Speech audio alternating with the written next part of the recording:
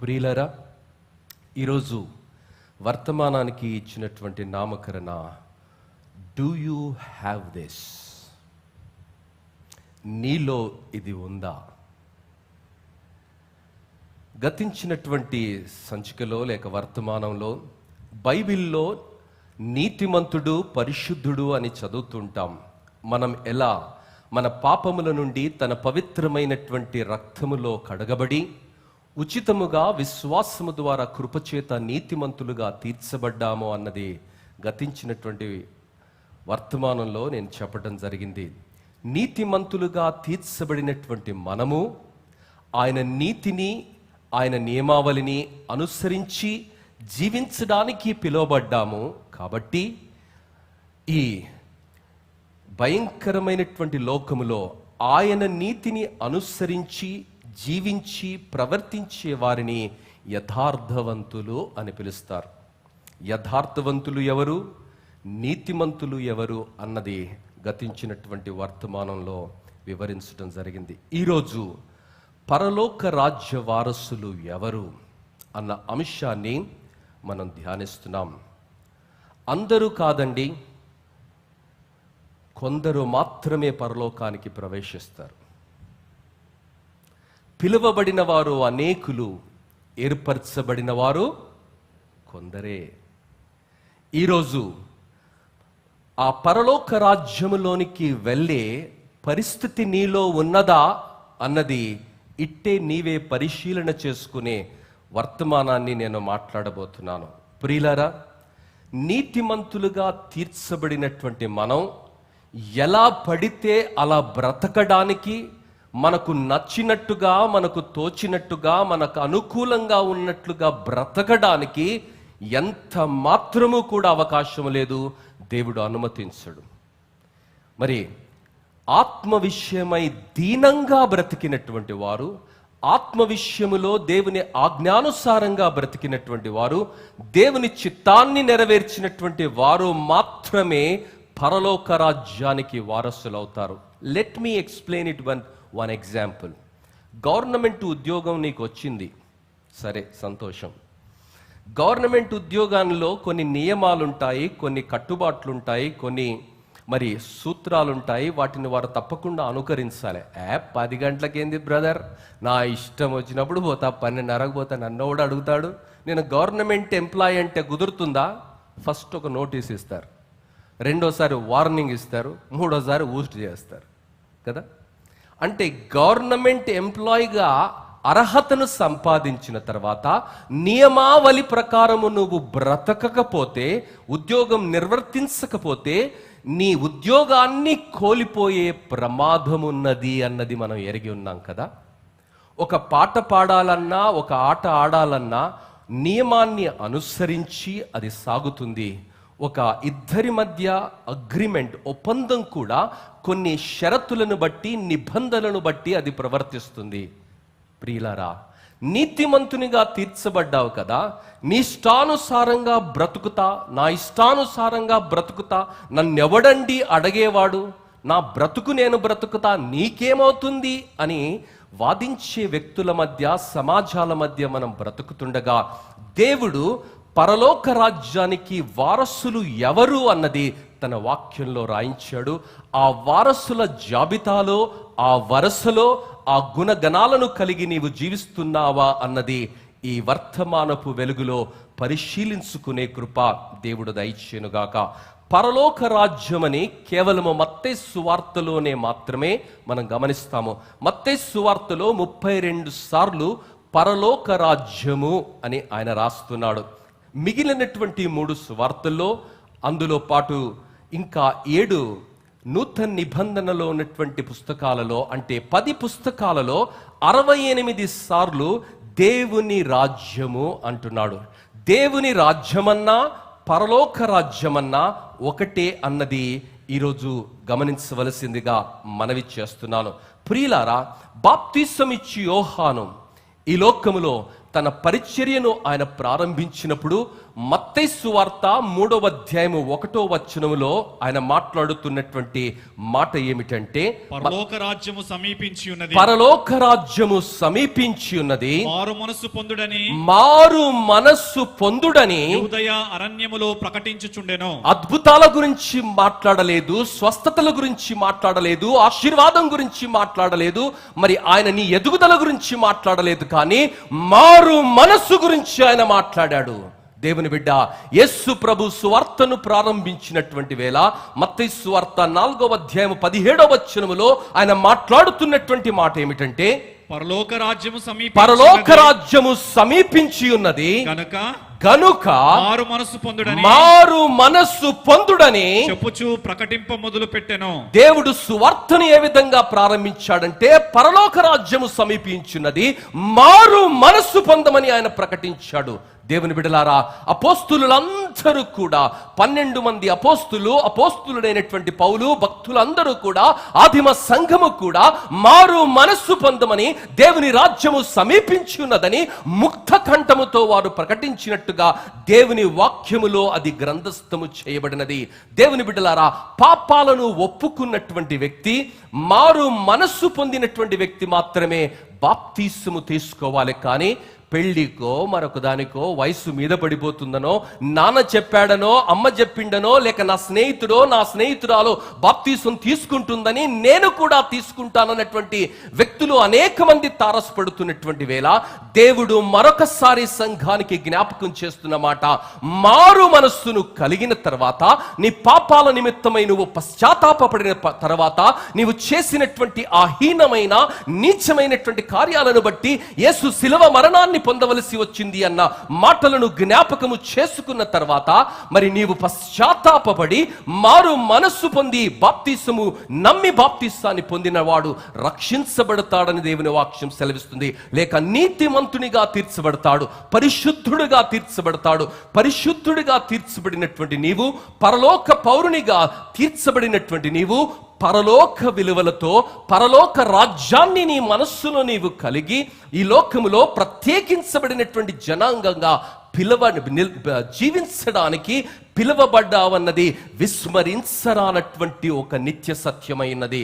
దేవుని బిడ్డ, యేసు ప్రభు పిలాతు ఎదుట నిలబడినప్పుడు పిలాతు ఆయనను అడుగుతున్నాడు.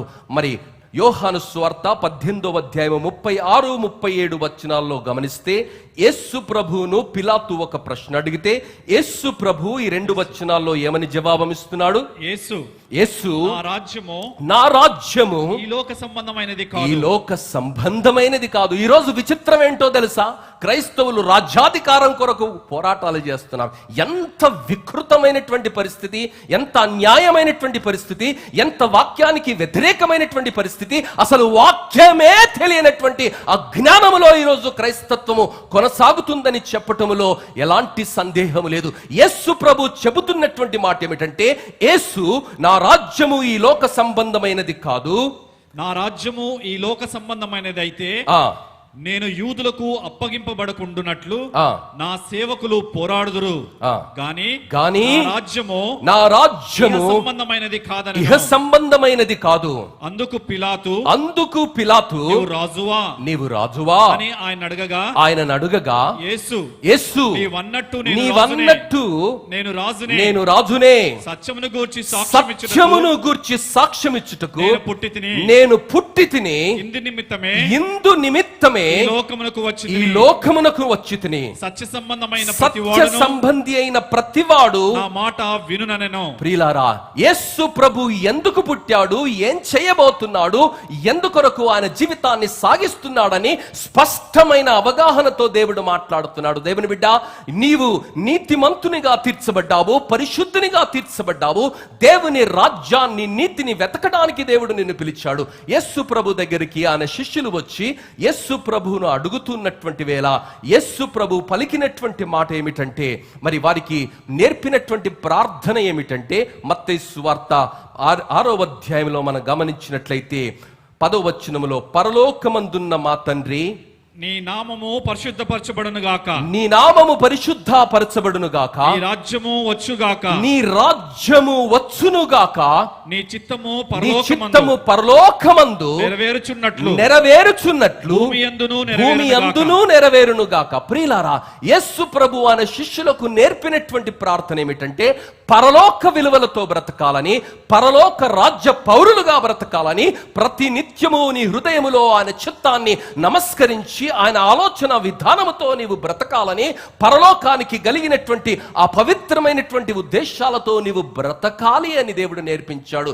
యేసు ప్రభు మరి మత్తయి సువార్త 6వ అధ్యాయము 32, 33 వచనాలలో ఆయన పలుకుతున్నటువంటి మాట ఏమిటంటే, నా రాజ్యమును ఆయన కాబట్టి మీరు ఆయన రాజ్యమును నీతిని మొదట వెతుకుడి, అప్పుడు అవన్నీ మీకు అనుగ్రహింపబడును. ఈ రోజు రాజ్యం గురించి మాట్లాడేవాడు లేడు, పరలోక రాజ్యం గురించి అవసరం లేదు, పరలోక దేవుని రాజ్యం గురించి మాట్లాడటం లేదు. కానీ అద్భుతాల గురించి, ఆశీర్వాదాల గురించి, వస్తు సంబంధమైనటువంటి ఆశీర్వాదాల గురించి ఊపదంపుడు ఉపన్యాసాలు ఇస్తే పొలోమని మనుషులు వెళుతున్నారు. దేవుడు దానికి వ్యత్యాసంగా పలుకుతున్నటువంటి మాట ఏమిటంటే, నా రాజ్యమును నీతిని నీవు వెతికిన రోజు, వాటి యందు నీవు జీవించిన రోజు, వాటి యందు నీవు నిలిచిన రోజు, ఇవన్నీ కూడా నీకు వచ్చి ప్రాప్తిస్తాయని దేవుని వాక్యము సెలవిస్తున్నది. దేవుని బిడ్డ, మరి ఈ దేవుని రాజ్యము లేక పరలోక రాజ్యము ఎప్పుడు వస్తుంది అన్నటువంటి ప్రశ్న సహజంగానే మనకి ఇప్పుడు ఉత్పన్నం కావాలి.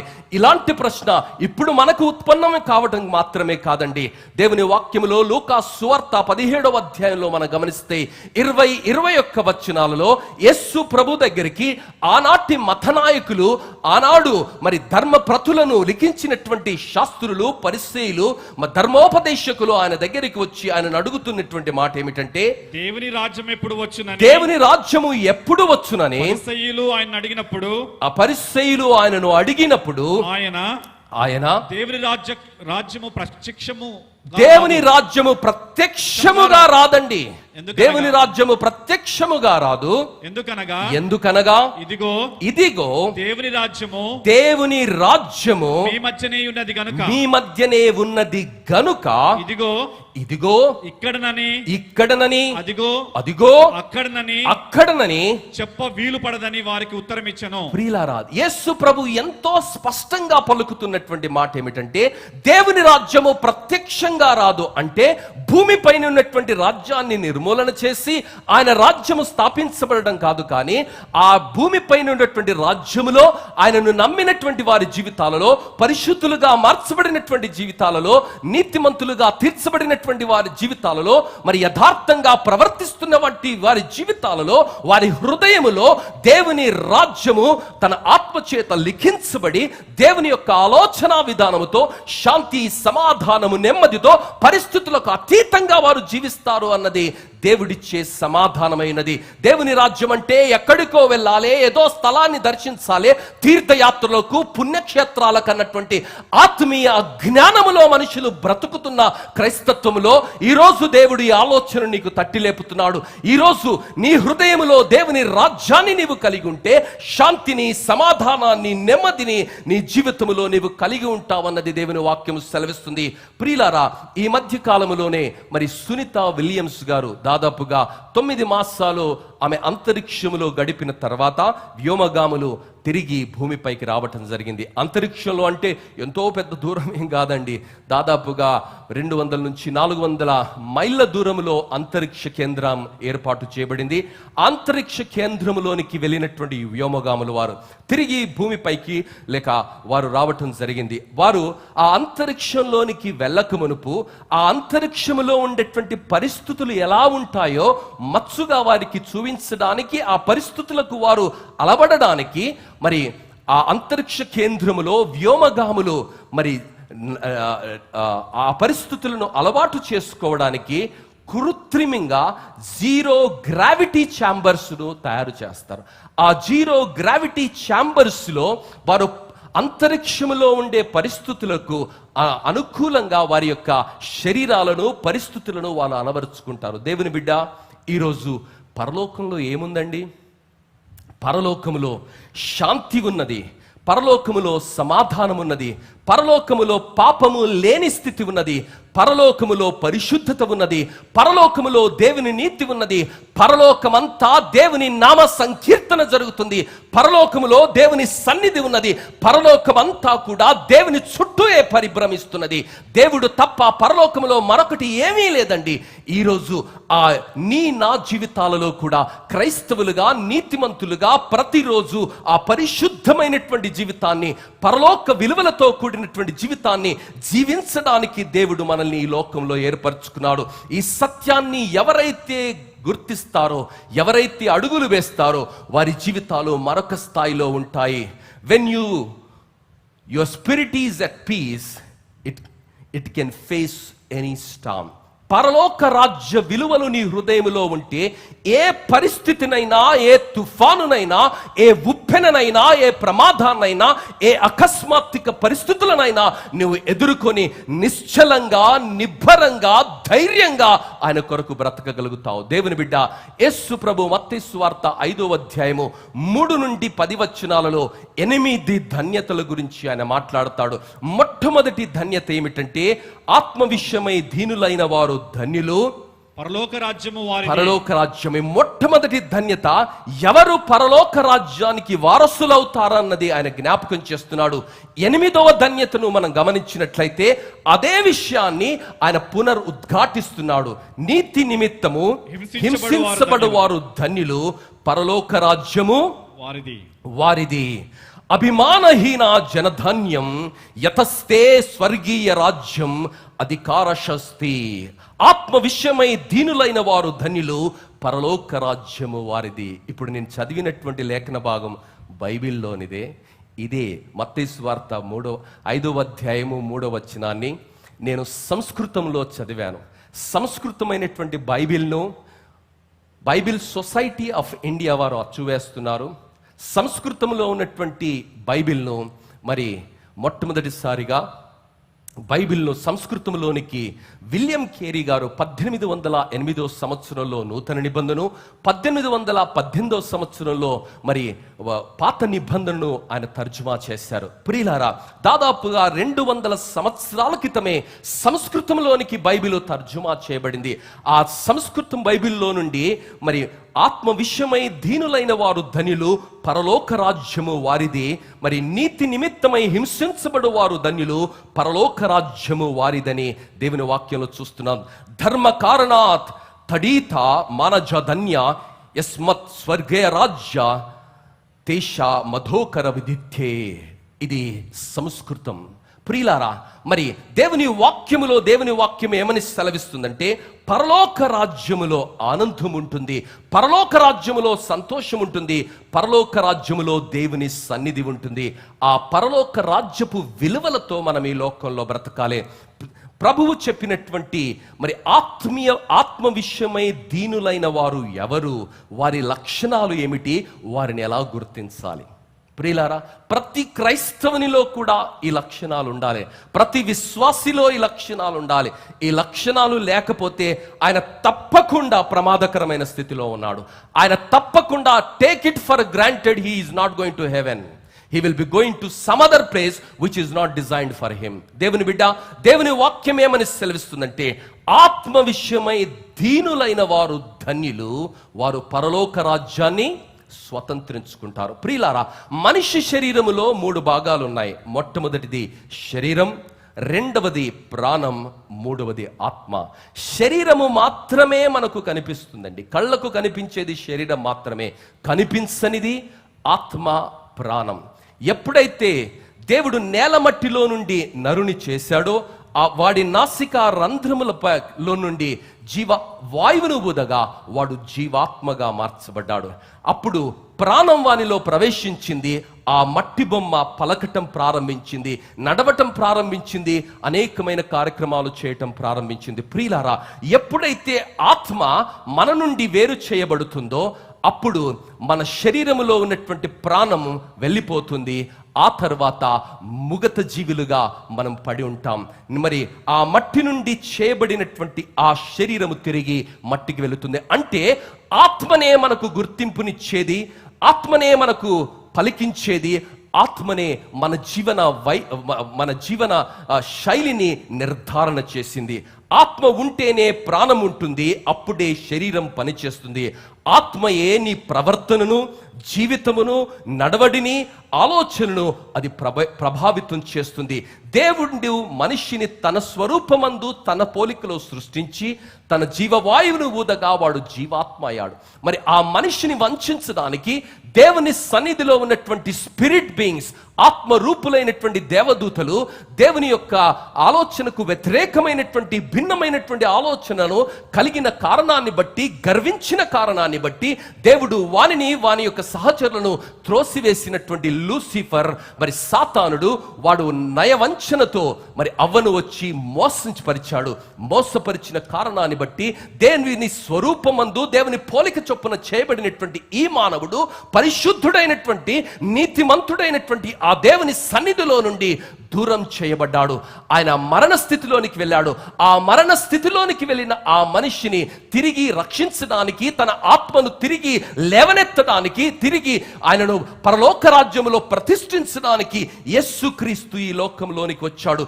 ఎవరైతే యేసుక్రీస్తు ఈ లోకంలోనికి వచ్చి తన కొరకు మరి ఆ సిలువలో మరణించాడని, తన పాపాల నిమిత్తమై పశ్చాత్తపడి ఆయన చేసినటువంటి ఆ త్యాగాన్ని హృదయమందు నమ్మి, లేఖనముల ప్రకారము యేసు మరణించి పాతిపెట్టబడి తిరిగి లేచాడని నమ్ముతారో వారు నీతిమంతులుగా తీర్చబడతారు.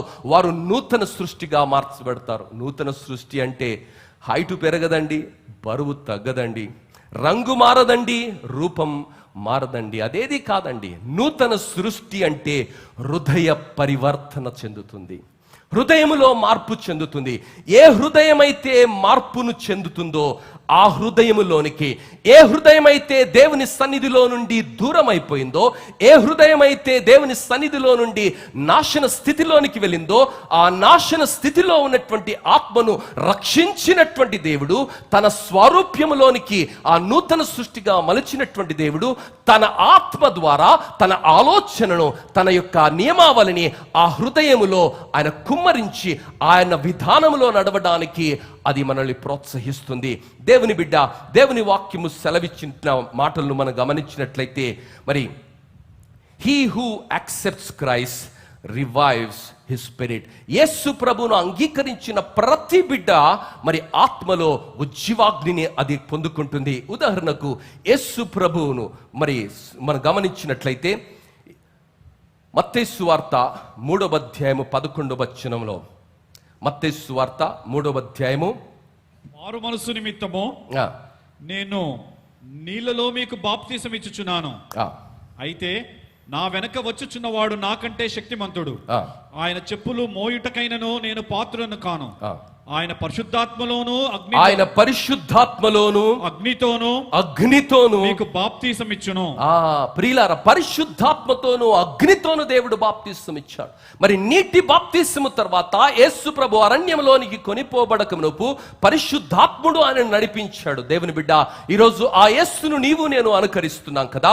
ఆ యేసును అనుకరిస్తున్నటువంటి మన జీవితాలలో ఆ పరిశుద్ధాత్ముడు మనకు ఎన్నో విషయాల్లోనికి ఆయన నడిపిస్తాడు. దేవుడు 1 కొరింథీయులకు రాసిన పత్రిక 2వ అధ్యాయము 11వ వచనంలో గమనిస్తే, ఒక మనుష్యుని సంగతులు అతనిలోనున్న మనుష్యాత్మకే గాని మరి ఎవనికి తెలియను, అలాగే దేవుని సంగతులు దేవుని ఆత్మకే గాని మరి ఎవనికి తెలియవు. దేవుని బిడ్డ, నీ హృదయాన్ని దేవునికి నువ్వు స్థానం ఇచ్చిన రోజు, నీ హృదయం అనేటి వాకిటి ఎదుట, హృదయం అనేది తలుపు వద్ద యేసునాథుండు నిలిచి సదడియుడగుడుచు తట్టుచుండే సకలా విధములుగా పాట పాడతాం కదా. ఆ హృదయంలో నువ్వు స్థానం ఇచ్చిన రోజు, మారు మనసు పొందిన హృదయంలో, ఆయన రక్తములో కడగబడినటువంటి హృదయంలో నువ్వు స్థానం ఇచ్చిన రోజు, ఆయన మాటకు విధేయత చూపించిన రోజు, ఆ పరిశుద్ధమైనటువంటి ఆత్మ నీలో వసించి అది నిన్ను నడపటం ప్రారంభిస్తుంది.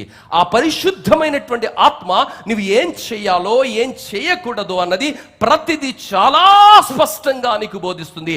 ఆ పరిశుద్ధమైనటువంటి ఆత్మ గర్వంగా బ్రతకడానికి, అహంకారంతో బ్రతకడానికి, విచ్చలవిడితో బ్రతకడానికి, నచ్చినట్టుగా తోచినట్టుగా బ్రతకడానికి అది అనుమతించదండి. పరిశుద్ధాత్మ ఏం నేర్పుతుందో యేసు ప్రభు తన మాటల్లో సెలవిచ్చాడు. మత్తయి సువార్త 11వ అధ్యాయం 29వ వచనంలో యేసు ప్రభువు తన గురించి తాను ఇస్తున్నటువంటి సాక్ష్యం ఏమిటంటే, నేను సాత్వికుడను, నేను దీన మనస్సు గలవాడను గనుక మీ మీద నా కాడి ఎత్తుకొని నా యొద్ద నేర్చుకొనుడి, అప్పుడు మీ ప్రాణములకు విశ్రాంతి దొరుకును. ఏలైనగా ప్రియులారా, మరి ఈ రోజు ఆ సాత్వికుడైనటువంటి దేవుడు, సమాధానకర్త అయినటువంటి దేవుడు, పరలోకానికి అధిపతి అయినటువంటి దేవుడు మన హృదయాలలో ఈ అలజడితో కూడిన లోకములో, శాంతి సమాధానం లేని లోకములో, పాపము విచ్చలవిడిగా సాగుతున్నటువంటి లోకములో, న్యాయము అన్యాయము మరి సాగుతున్నటువంటి లోకములో, మరి ఎక్కడ చూసినా భయంకరమైనటువంటి పరిస్థితుల మధ్య, నెమ్మది లేని పరిస్థితుల మధ్య నీ హృదయములో శాంతిని సమాధానాన్ని ఆయన నింపాలంటే ఆయన కాడిని మనం ధరించుకోవాలి. ఆయన ఆత్మను మన హృదయంలోనికి మనం ఆహ్వానించాలి. ఎప్పుడైతే దేవుని ఆత్మను నీ హృదయంలోనికి నీవు ఆహ్వానిస్తావో, యోహాను సువార్త 16వ అధ్యాయం 13వ వచనం ఏమని సెలవిస్తుందంటే, ఎప్పుడైతే దేవుని ఆత్మ మన హృదయంలోనికి వస్తుందో ఆ దేవుని ఆత్మ మనల్ని ఎక్కడికి నడిపిస్తుంది? అయితే ఆయన అనగా సత్యస్వరూపి అయిన ఆత్మ.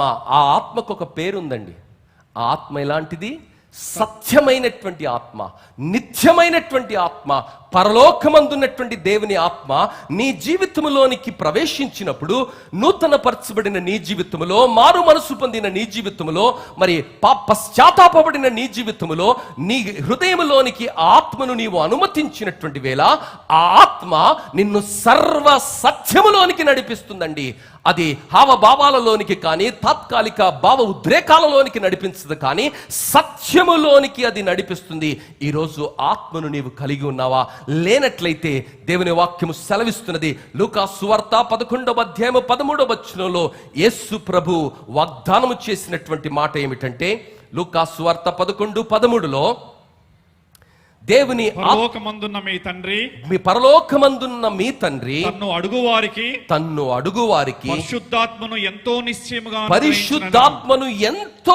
నిశ్చయముగా ఇస్తాడు. దేవుని బిడ్డ, మారు మనస్సు పొందానంటున్నావు, బాప్తీసం తీసుకున్నానంటున్నావు, అలవాట్లు మారాయా?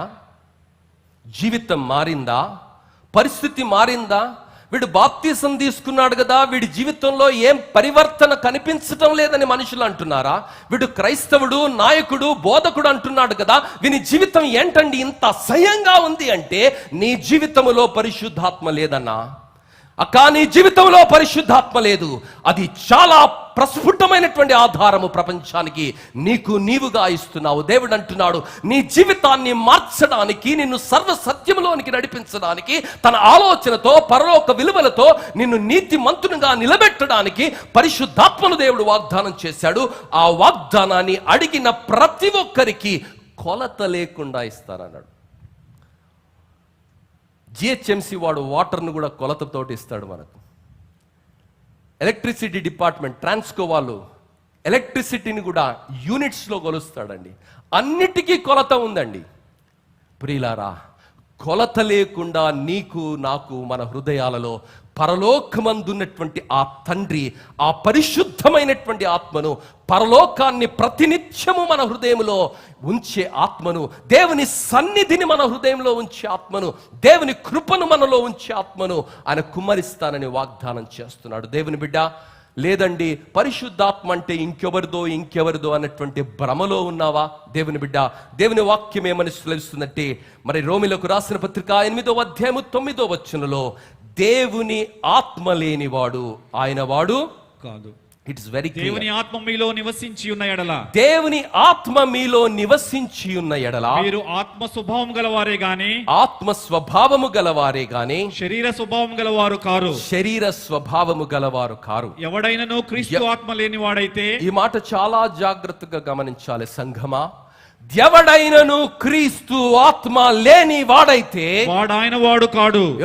ఇక్కడ ఎంత డ్రామానన్నా నువ్వు చెయ్యి, ఇక్కడ నీకెంత బలగమైనా ఉండని, ఇదన్నీ కూడా అక్కడ నడవమమ్మా. దేవుడు చాలా ఖచ్చితంగా, చాలా యథార్థంగా, చాలా స్పష్టంగా రాయించిన మాట. ఈరోజు నీవు దేవుని ఆత్మ చేత నడిపించబడకపోతే, పరలోక రాజ్య విలువలతో ఆత్మ విషయమై దీనునిగా నీవు బ్రతకకపోతే, దేవుని రాజ్యానికి నీవు అర్హుడవు కావని, దేవుని రాజ్యానికి అధిపతి అయినటువంటి వాడు, ఆ రాజ్యానికి ప్రభు అయినటువంటి వాడు రాయించినటువంటి మాట. ఎవనిలోనైతే దేవుని ఆత్మ లేదో దేవునికి చెందినటువంటి వాడు కాదు. రోమిలకు రాసిన పత్రిక 8వ అధ్యాయం 14వ వచనంలో మరొక మాట చూస్తున్నాం. దేవుని ఆత్మ చేత ఎందరూ నడిపింపబడుదురో వారందరూ దేవుని కుమారులయ్యుందురు. ఎవరైతే దేవుని ఆత్మ చేత నడిపించబడతారో వాళ్ళే దేవుని పిల్లలండి. తాత నుంచి, ముత్తాత నుంచి, ఆ తాత నుంచి మేము జాంతానై.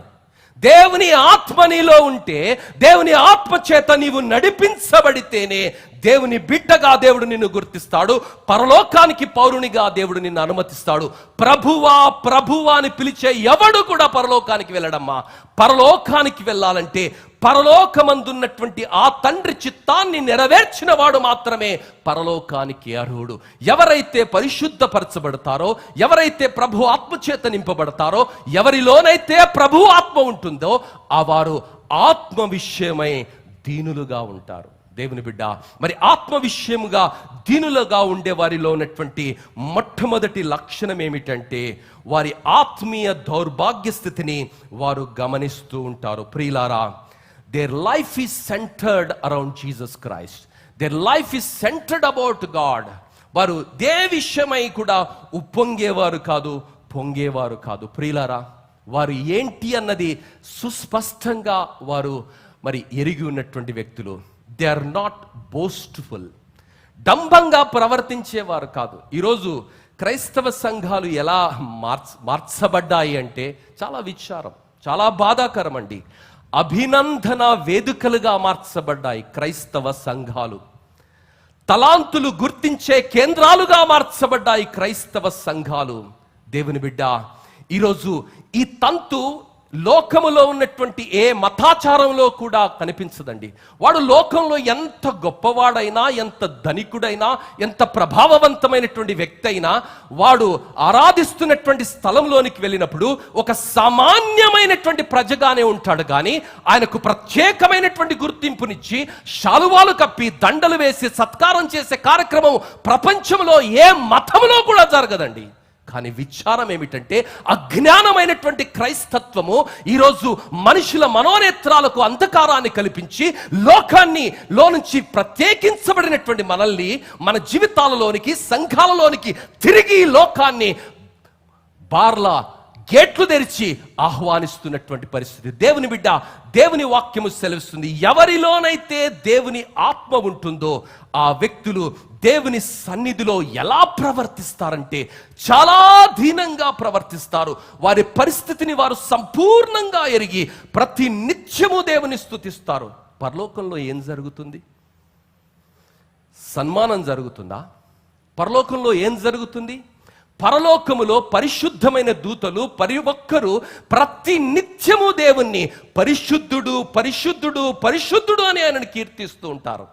ఆ కీర్తన నీ హృదయంలో, నా హృదయంలో నిత్య స్పందనగా ఉంటుంది. నీవు నేను ప్రతిరోజు దేవుని సన్నిధిలో ఆయనను స్తుతిస్తూ కీర్తిస్తూ ఆయన సన్నిధిలో దీనులుగా మన భయముతో భక్తితో బ్రతుకుతామని దేవుని వాక్యం సెలవిస్తుంది. ఆత్మ విషయమై దీనులైన వారి జీవితంలో కనిపించే లక్షణము, they see their unworthy and helpless nature.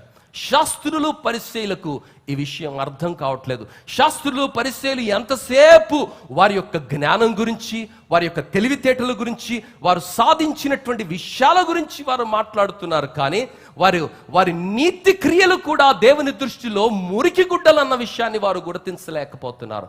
దేవుని బిడ్డ, ఎవరిలోనైతే దేవుని ఆత్మ ఉంటుందో, ఎవరైతే దేవుని ఆత్మ చేత నడిపించబడతారో వారు దేవుని సన్నిధిలోనికి వెళ్ళినప్పుడు వారు ఎంత అనర్హులో దేవుని మహాకృపను బట్టి ఉచితముగా నీతిమంతులుగా తీర్చబడ్డారని నిత్యము ఆయనను స్తుతిస్తూ నిత్యము ఆయనను కీర్తిస్తూ ఆయనను మాత్రమే వారు ఆరాధిస్తారు.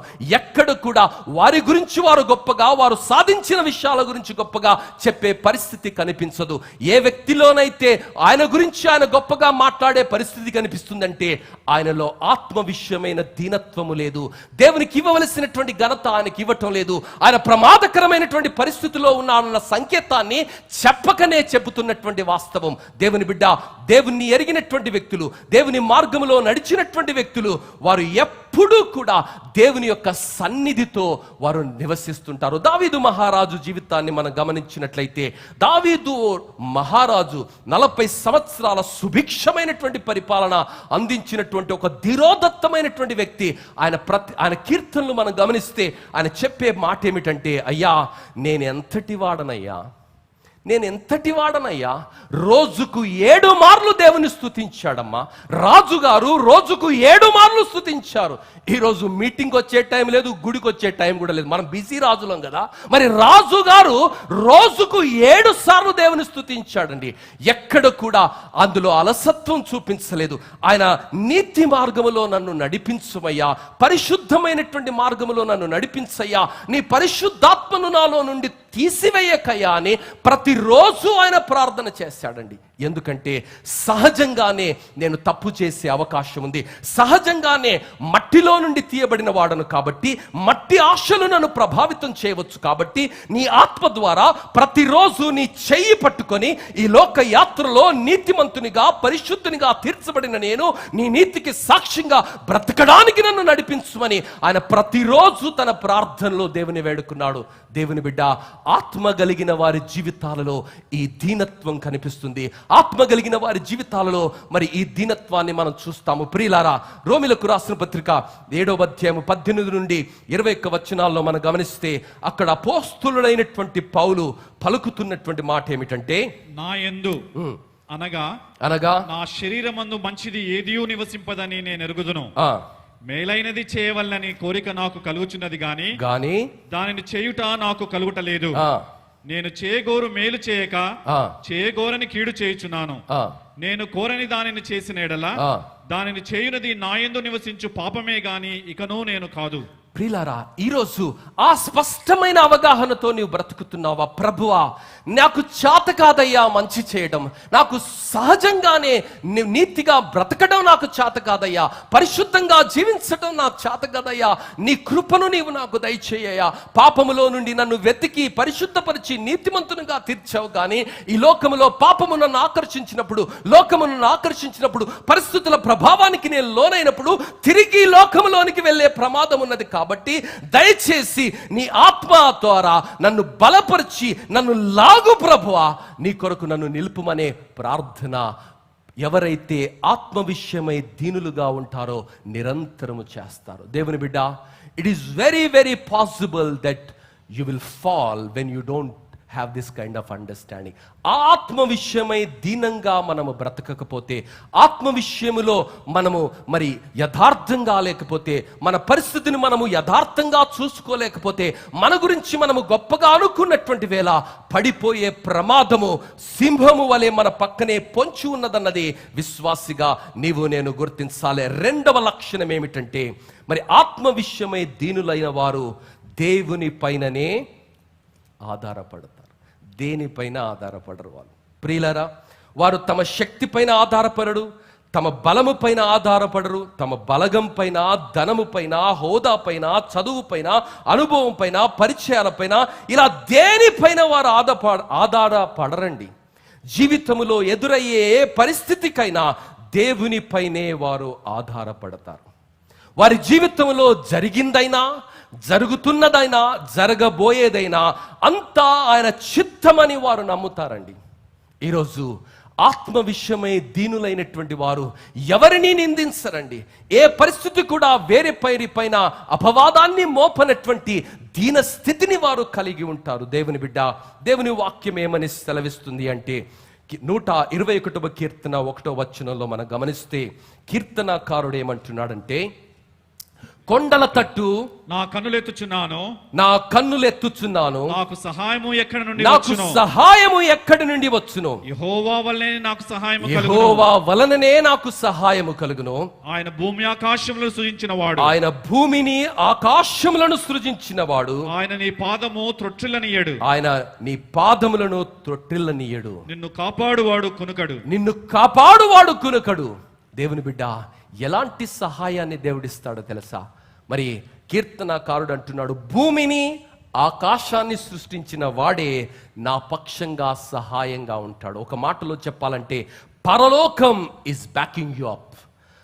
పరలోకమే, ఆయన సన్నిధే నిత్యము నీకు తోడుగా ఉంటుంది. చిన్న చిన్న విషయాలకు జడిసిపోయేది లేదు, చిన్న చిన్న విషయాలకు గాబరా పడిపోయేది లేదు, చిన్న చిన్న విషయాలకు గుంపు కట్టేది లేదు, చిన్న చిన్న విషయాలకు హంగామా చేసేది లేదమ్మా.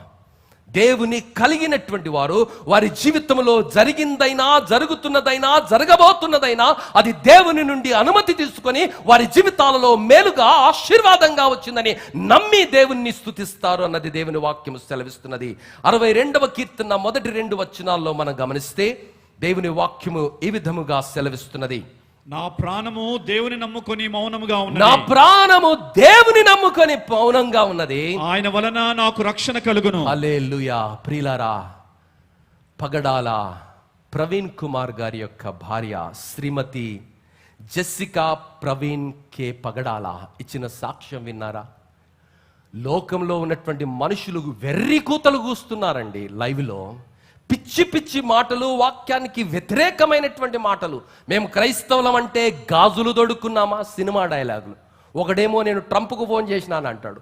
పిచ్చి పిచ్చి మాటలు మాట్లాడుతున్నారు, రకరకాల మాటలు మాట్లాడుతున్నారు. They have lost their mind. But see this saintly woman of God who lost her husband just like that. 24 గంటలు కూడా గడవలేదు. ఎంత హుందాగా, ఎంత ధైర్యంగా తన ప్రాణము, తన భర్త ప్రాణము, తన పిల్లల ప్రాణము ఎక్కడ ఉందో ఎరిగినటువంటి స్పష్టమైనటువంటి విశ్వాసురాలు, పరలోకం గురించి నిత్యము ధ్యానం కలిగినటువంటి విశ్వాసురాలు ఎంత చక్కని మాటలు మాట్లాడుతుందో. నా భర్త ఒకవేళ బ్రతికుంటే వారిని క్షమించేవాడు, నేను కూడా వారిని క్షమిస్తాను. గ్రామ్ స్టెయిన్ చనిపోయినప్పుడు అతి కిరాతకంగా ఆయన 2 బిడ్డల్ని కూడా మరి మత ఛాందస్సవాసులు చంపివేసినప్పుడు ఆ తల్లి మరి గ్లాడిస్ స్టెయిన్స్ ఎంత అద్భుతంగా ఆమె స్పందించింది. ఇంత అద్భుతంగా ఎలా స్పందించారని ప్రపంచము ముక్కున వేలేసుకొని చూసింది. ఎందుకో తెలుసా?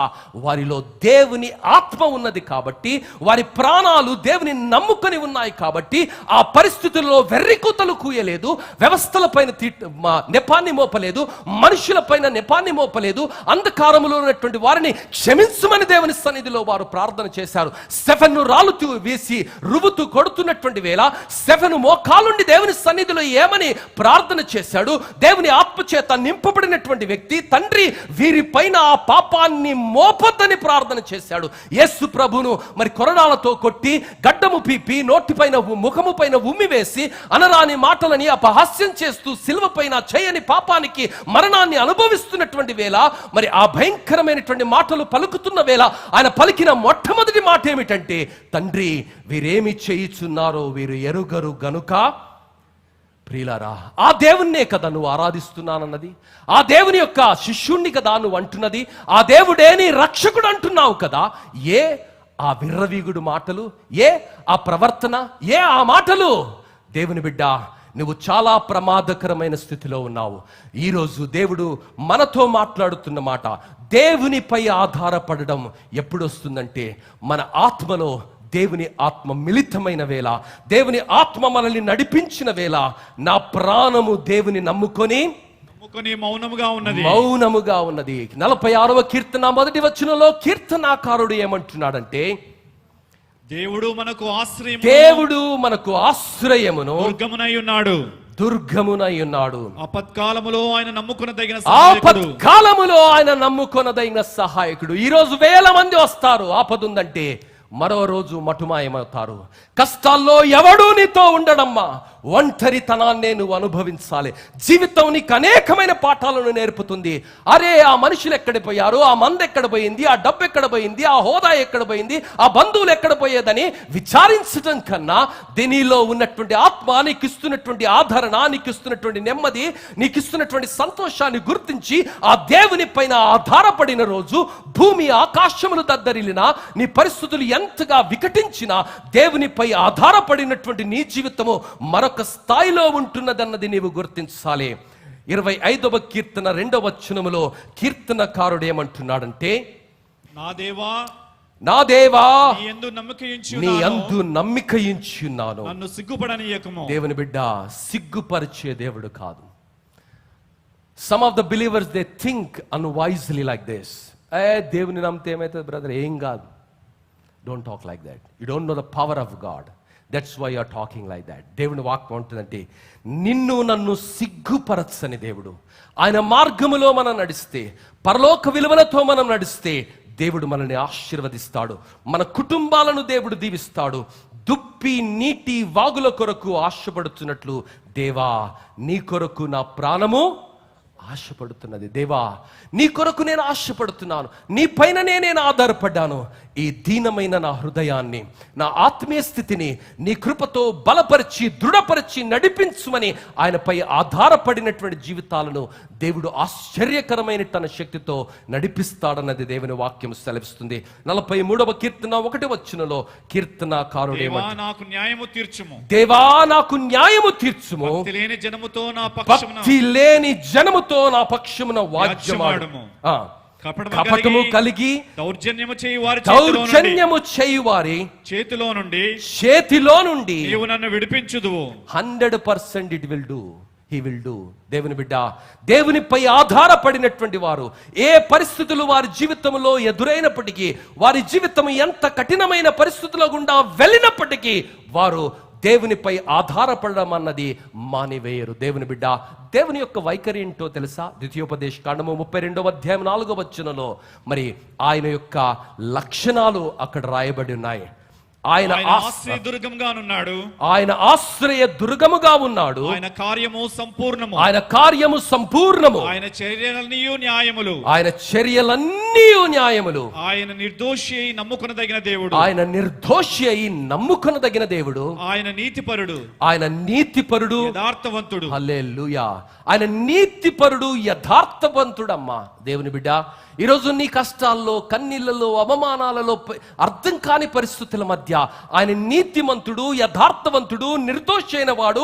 ఆయన చర్యలన్నీ న్యాయయుక్తములైనవని నమ్ముకొని అడుగులు వేసిన జీవితాలను దేవుడు ఆశీర్వదిస్తాడమ్మా. పరిస్థితుల్ని బట్టి బెంబేలెత్తిపోయి, పరిస్థితుల్ని బట్టి కలవరబడి, పరిస్థితుల్ని బట్టి కృంగిపోవటం కాదు.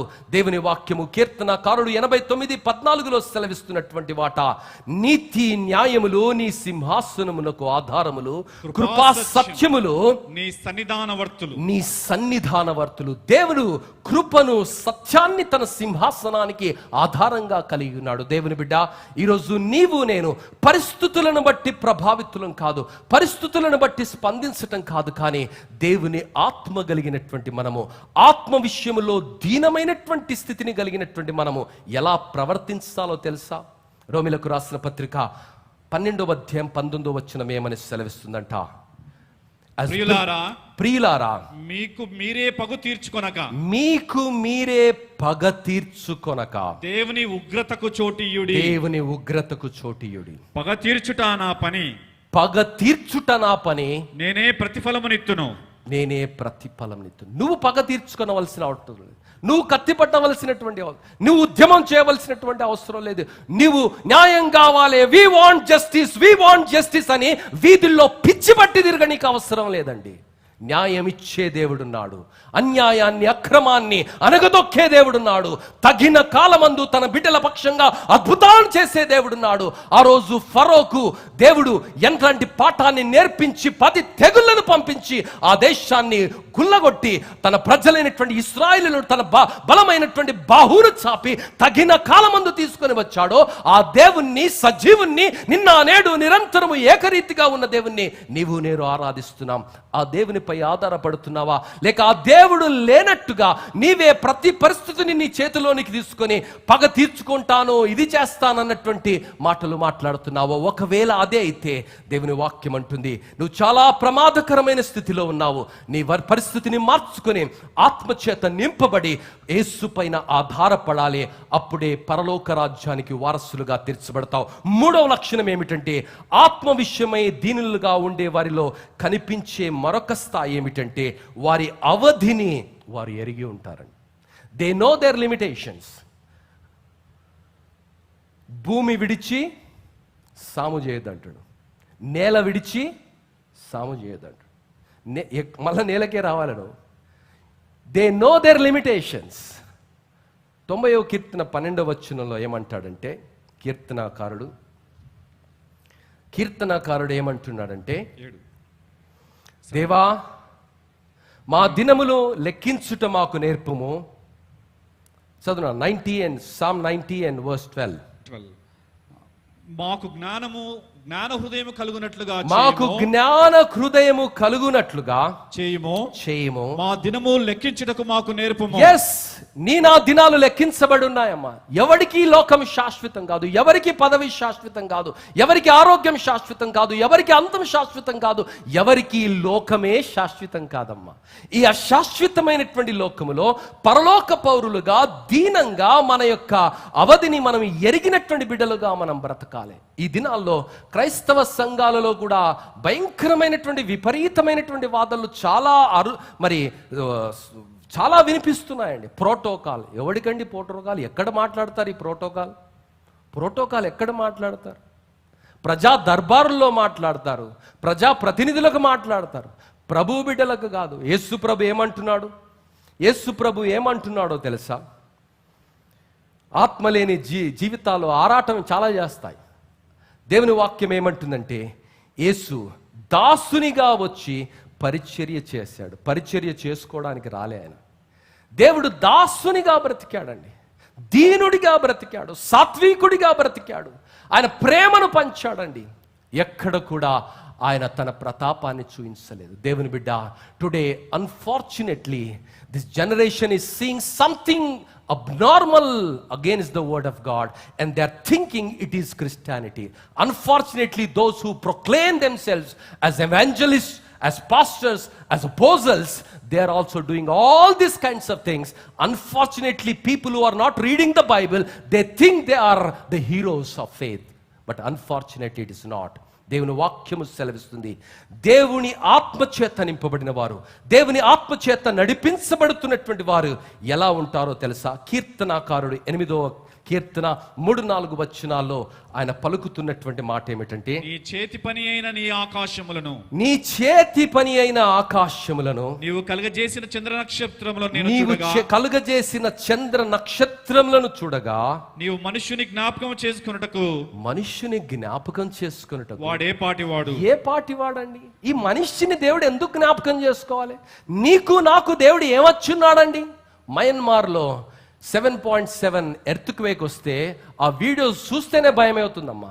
భయంకరమైనటువంటి స్థలం అది, విచ్చలవిడి పాపంతో నిండినటువంటి స్థలం అది, భయంకరమైనటువంటి దేశం అది. ప్రియులారా, బ్యాంకాక్ ఇలా ఈ గజగజ వణికే పరిస్థితి. దేవుడు భూమిని కొన్ని క్షణాలు వణికిస్తేనే లక్షల వేల కొలిగా మనుషులు చనిపోయారు, కోట్ల కొలది ఆస్తి నష్టమైంది.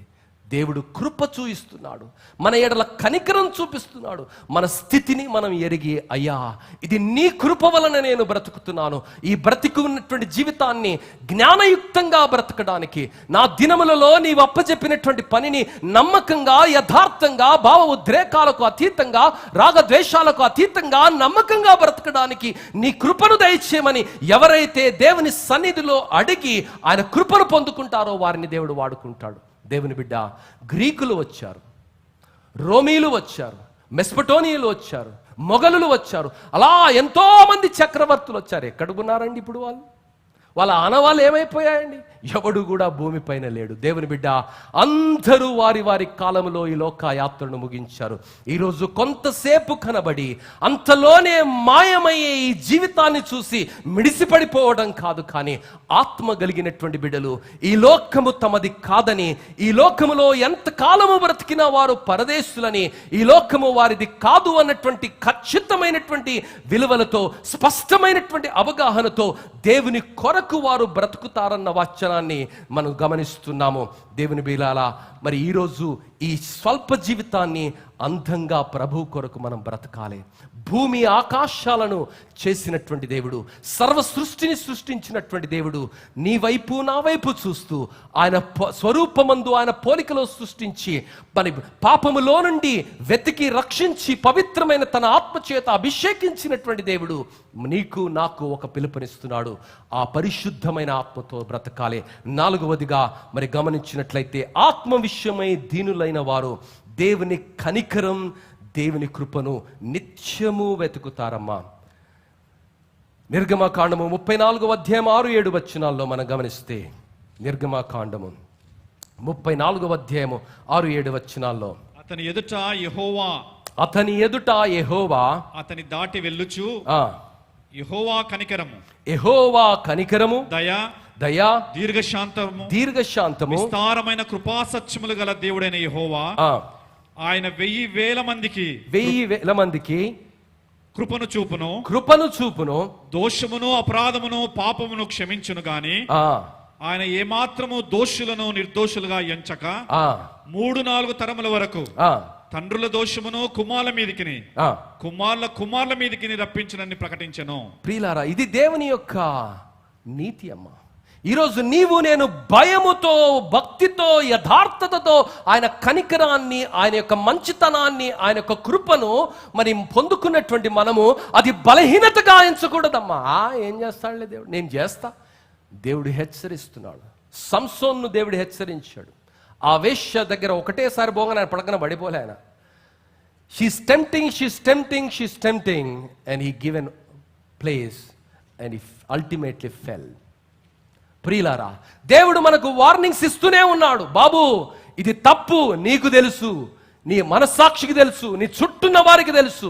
కింద పడ్డా కాలు పైన నాదే అన్నటువంటి మొండి వైఖరి నిన్ను నాశనానికి నడిపిస్తుందన్నది గుర్తిస్తున్నావా? దేవుని బిడ్డ, దేవుని కనికరాన్ని, దేవుని కృపను, ఆయన దయను నీవు నేను మరి తక్కువగా అంచనా వేయడానికి వీల్లేదని దేవుడు జ్ఞాపకం చేస్తున్నాడు. విలాపవాక్యములు 3వ అధ్యాయం 22-23 వచనాలలో, యెహోవా కృపగలవాడు, ఆయన వాత్సల్యత ఎడతెగక నిలుచున్నది గనుక మనము నిర్మూలము కాకున్న వారము, అనుదినము నూతనముగా ఆయనకు వాత్సల్యత పుట్టుచున్నది. నీవు ఎంతైనా నమ్మదగిన వాడు. ఆ నమ్మదగిన దేవుడు రోజు మనకు అవకాశం ఇస్తున్నాడు.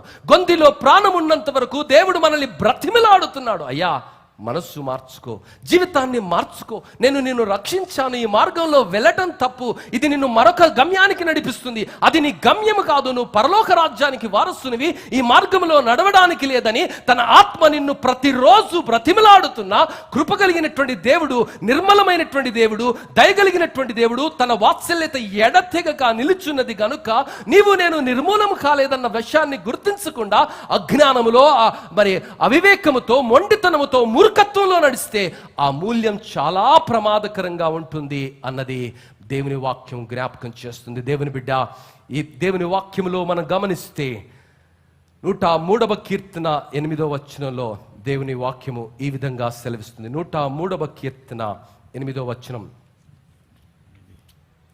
యెహోవా దయాదాక్షిణ్య పూర్ణుడు, దీర్ఘశాంతుడు, కృపా సమృద్ధి గలవాడు.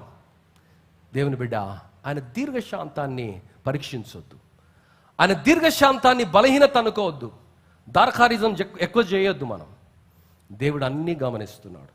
Once he loses, we lose our place in eternity.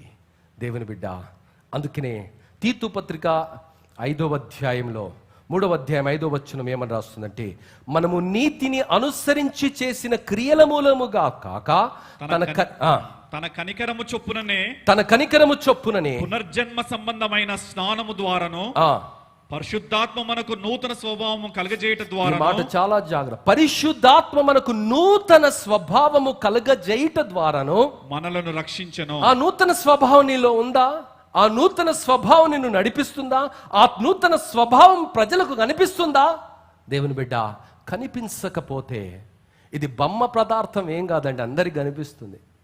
ఆ రోజు అంతియోక్యలో క్రైస్తవులను చూశారు. క్రైస్తవులని ఎందుకన్నారంటే వారు అచ్చం క్రీస్తులా బ్రతికారు కాబట్టి క్రైస్తవులు అన్నారు. ఈరోజు నువ్వు క్రైస్తవునిగా బ్రతికితే మనుషులు నిన్ను క్రీస్తును పోలిన నీ జీవితాన్ని బట్టి, క్రీస్తు విలువలతో సాగుతున్న నీ జీవితాన్ని బట్టి నిన్ను కూడా గుర్తించడం జరుగుతుంది. ప్రియమైనటువంటి దేవుని బిడ్డ, మీరు ఫలభరితంగా ఉంటారు, ఎందరికో దీవెనకరంగా ఉంటారు. ఎప్పుడైతే పరలోక విలువలతో మనం బ్రతుకుతామో, పరలోక రాజ్య విలువలు మన హృదయంలో ఉంటాయో, అప్పుడు మనలో ఒక ఫలం కనిపిస్తుంది.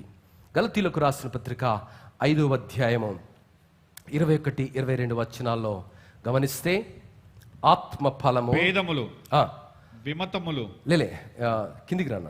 ఆత్మ ఫలమేమనగా అయితే ఆత్మఫలమేమనగా ప్రేమ, సంతోషము, సమాధానము, దీర్ఘశాంతము, దయాలుత్వము, మంచితనము, విశ్వాసము, సాత్వికము, ఆశా నిగ్రహము. ఇవి ఉన్నాయా? పరలోకానికి వెళ్ళే జీవితాలలో ఈ లక్షణాలు ఖచ్చితంగా ఉంటాయి. ఈ ఫలం వారి జీవితాలలో ఆశీర్వాదకరంగా ఉంటుంది. అనేకులకు అది కనిపిస్తుంది. దేవుని బిడ్డ, ఇలాంటి దీనులకే ఆ పరలోక రాజ్యం. కారణం, ఆ రాజ్యము విలువలతో కూడిన జీవితాన్ని జీవించిన వారికే దేవుడు అనుగ్రహిస్తాడు. దేవుని బిడ్డ, నీలో ఇవి ఉన్నాయా? ఈ విలువలు నీలో ఉన్నాయా? ఒకసారి ఆలోచించు. లేకపోతే ఆలస్యం కాలేదు. అడుగు యేసును, యేసు నాకు ఆ విలువలను దయచేయి. ఇంకా రక్షణ లేని అనుభవాన్ని నువ్వు కలిగి ఉంటే, నేడే రక్షణ దినము, నేడే అనుకూల సమయం. Don't harden your heart. God's coming is so near. దేవుని రాకడ చాలా సమీపంగా ఉన్నది. నామకార్థ క్రైస్తవ స్థితిలో నీవు బ్రతికితే అది చాలా ప్రమాదం.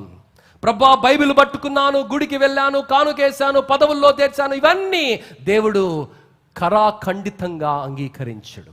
దేవుని బిడ్డ, దేవుని మాట ప్రకారము, దేవుని ఆత్మ నడిపించిన రీతిలో ఆత్మ విషయమై దీనునిగా నీవు బ్రతికితే పరలోక రాజ్యం గ్యారెంటీగా నీకు వస్తుంది. నిన్న రాత్రి గ్రూప్ 1 ఎగ్జామ్స్ గురించి ఒక బ్రదర్ మాట్లాడుతూ 330 అండ్ ఆర్డ్ వస్తే క్వాలిఫై అవుతారు, 498 మార్క్స్ వచ్చినట్టు 100% వారికి డిప్యూటీ కలెక్టర్ జాబ్ వస్తుంది బికాస్ ఆఫ్ ద మార్క్స్. ప్రియులారా, ఈ విలువలతో నీవు బ్రతికితే ఖచ్చితంగా గుండె మీద చెయ్యేసుకొని అపోస్తులుడైనటువంటి పౌలు చెప్పినట్టుగా నువ్వు కూడా చెప్పగలవు. మంచి పోరాటము పోరాడి తిని నా పరుగును కడమెట్టిస్తున్నాను, నా కొరకు జీవ కిరీటం ఉంచుతుంది. అడ్డగోలి బ్రతికితే వాడు ఎక్కడ పోయిండో వానికి కన్ఫ్యూజన్, వాని పక్కనున్న వాళ్ళకు కూడా కన్ఫ్యూజన్. మాత్తమ్మ సంస్మరణ సభలో ఒక ఎథీస్ట్, అంటే హేతువాది, దేవుడు లేడంటారు వాళ్ళు, ఆవిడ సాక్ష్యం ఏమని చెప్పిందంటే,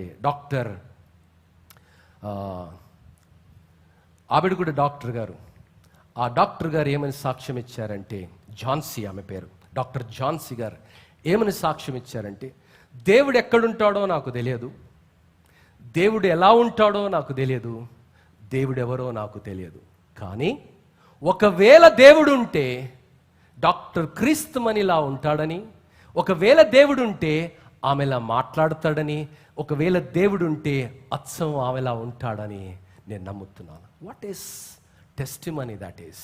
దేవుని బిడ్డ, ఈరోజు నీ సాక్ష్యం ఏంటి?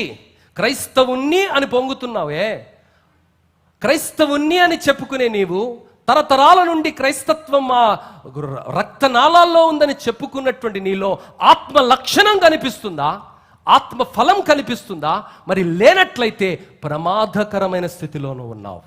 అవకాశాన్ని దేవుడిస్తున్నాడు. హృదయాన్ని పరిశీలన చేసుకుందాం. ఆచారాలు మనల్ని పరలోకం తీసుకుని వెళ్ళవు. ఆచార పరిస్థితులు మనకు శాంతిని సమాధానాన్ని ఇవ్వవు. శాంతిని సమాధానం ఇచ్చే పరలోకానికి అధిపతి అయినటువంటి దేవుడు నీ హృదయములో తన ఆత్మ ద్వారా పరలోకములో ఉన్న పరిస్థితిని నీ హృదయములో కల్పించే దేవుడు, పరిస్థితులకు అతీతంగా నిన్ను నిలువబెట్టి ఆశీర్వదించే దేవుడు ఈరోజు పిలుపునిస్తున్నాడు. Come. If you are not saved, if you are not walking according to the Spirit of God, ask God, Lord, forgive me of my sin. Give me that grace to overcome my weakness. చేయకూడనిదే నేను చేస్తున్నాను, చేయదనుకున్నదే నేను చేస్తున్నాను. ఆ స్థితిలో నుండి నన్ను దూరపరిచి నీ ఆత్మ చేత నన్ను బలపరిచి నన్ను నడిపించు.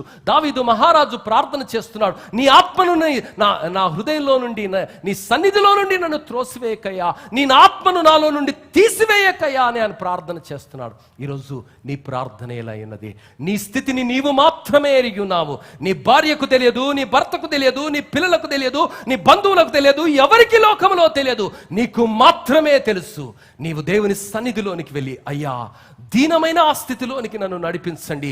Empty me of my pride, empty me of my ego, empty me of everything which is abominable in your sight. నీ దృష్టిలో హేమమైన ప్రతి దానిలో నుండి నన్ను విడమర్చండి ప్రభా, వాటిలో నుండి నన్ను విడిపించండి నాయన.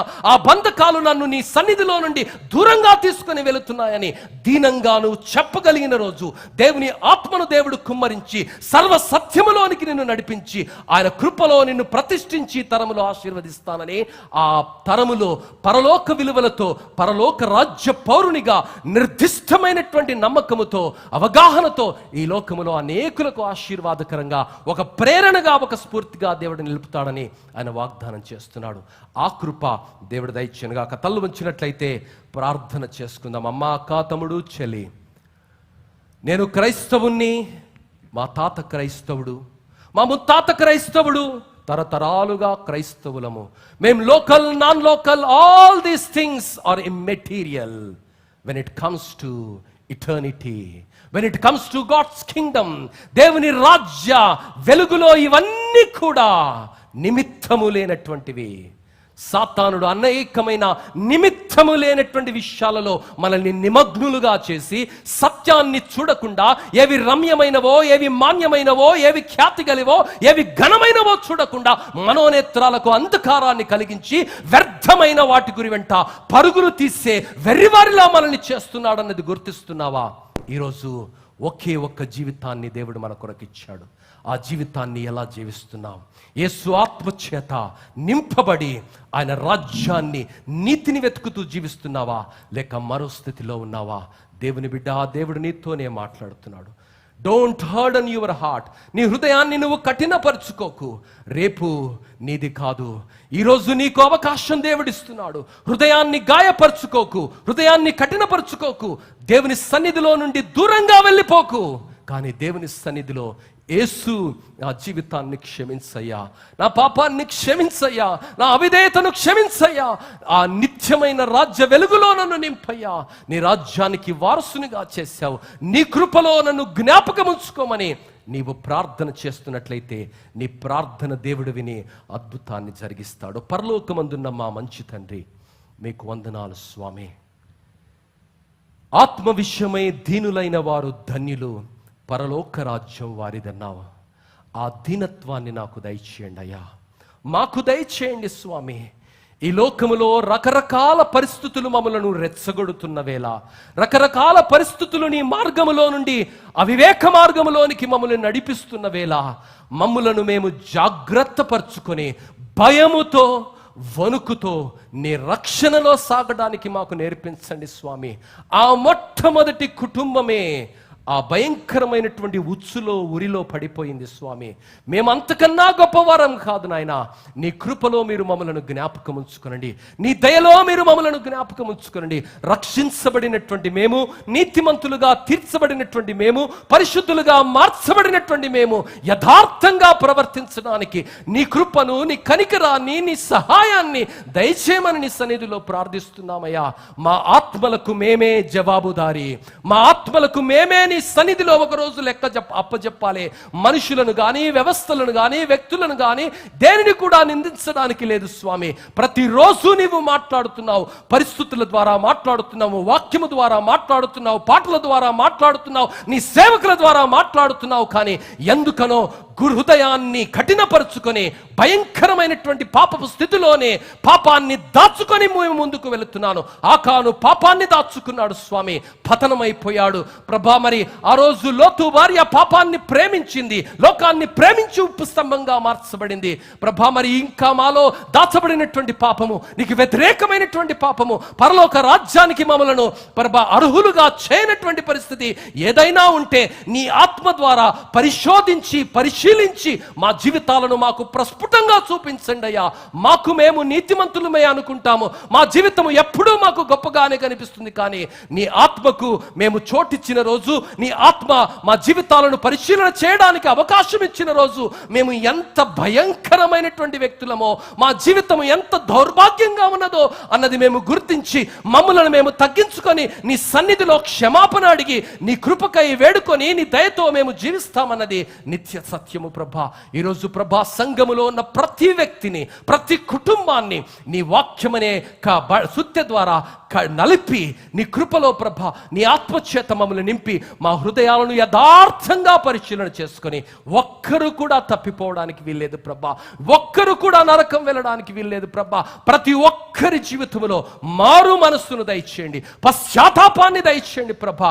మార్పు చెందిన హృదయముతో నూతన సృష్టిగా చేయబడినటువంటి బిడ్డలుగా నీ సన్నిధిలో యథార్థంగా నమ్మకంగా నీ కొరకు జ్యోతులుగా వెలగడానికి ఈ సంఘాన్ని వెలిగించండి అయ్యా. సంఘములో ఉన్న ప్రతి విశ్వాసిని, ప్రతి కుటుంబాన్ని ఆయత్తపరచండి ప్రభా.